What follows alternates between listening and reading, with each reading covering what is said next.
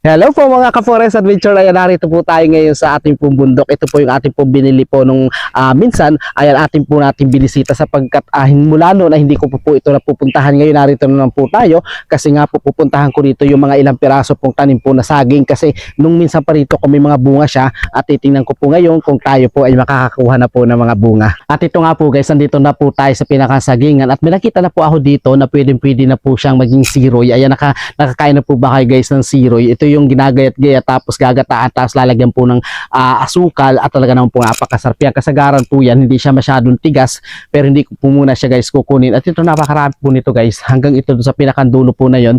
Ayan, samahan nyo po ako guys, galain po natin ito. Ito na yung pinakang kabuuan niya hanggang doon yan sa pinakang ibaba.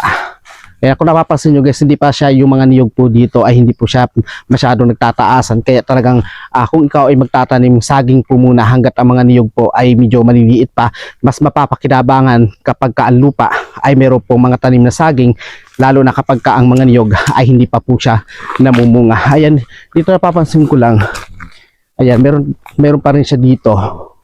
Ayan, yung pinakang yan. Paso guys, napapansin ko lang dito sa mga saging dito, yung bang maliliit po ang pinakang gama, hindi po siya yung naglalakihan para bagang kung saan parang payat ang pinakang bunga niya tulad po nito. Ayan o, pero pa rin dito, hindi sa kabila po na yun.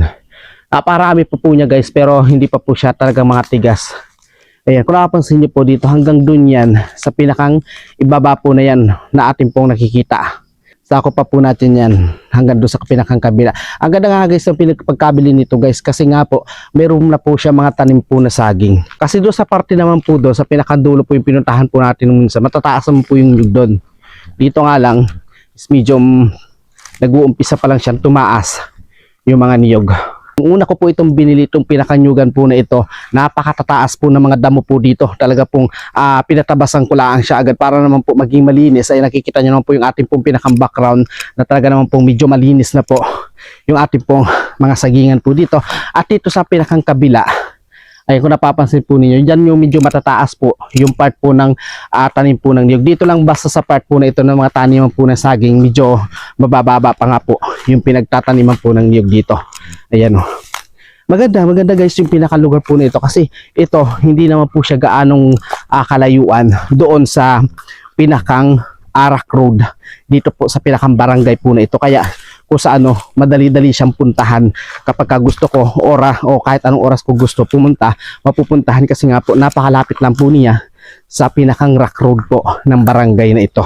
Ayan, sa pamamagitan nga po guys ng video po na ito, ako po ay pansamantalang magpapaalam na. Sana po ay nakapag-subscribe na po kayo. Maraming salamat po.